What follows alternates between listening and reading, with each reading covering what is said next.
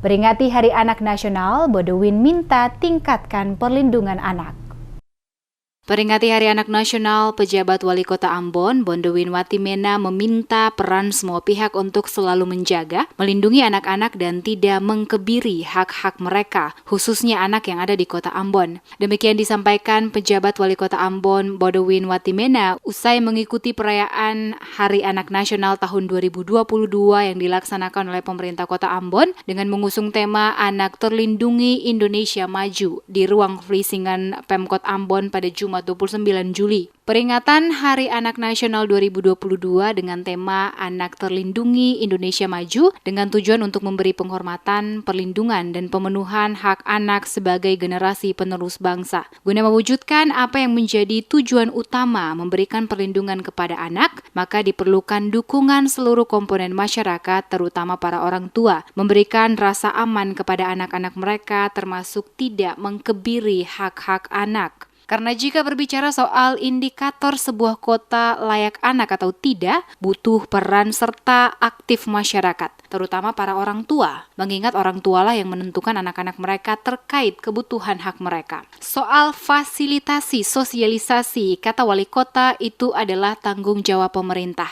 Akan tetapi bagaimana memberikan perlindungan kenyamanan bagi anak-anak itu sendiri adalah tanggung jawab orang tua, agar hak-hak anak terpenuhi, karena pemerintah tidak dapat bekerja sendiri. Sementara ditanya soal sikap pemerintah Kota Ambon menyikapi tingginya angka kekerasan terhadap anak yang terjadi akhir-akhir ini di Kota Ambon, pejabat wali kota secara tegas mengatakan pemerintah Kota Ambon tidak kompromi dengan perilaku-perilaku kekerasan terhadap anak termasuk kekerasan seksual. Anak ini kan bukan cuman soal bagaimana pemerintah membuat kebijakan, tetapi bagaimana partisipasi dari seluruh masyarakat. Karena ini bicara ada banyak indikator untuk menentukan sebuah kota itu layak anak atau tidak.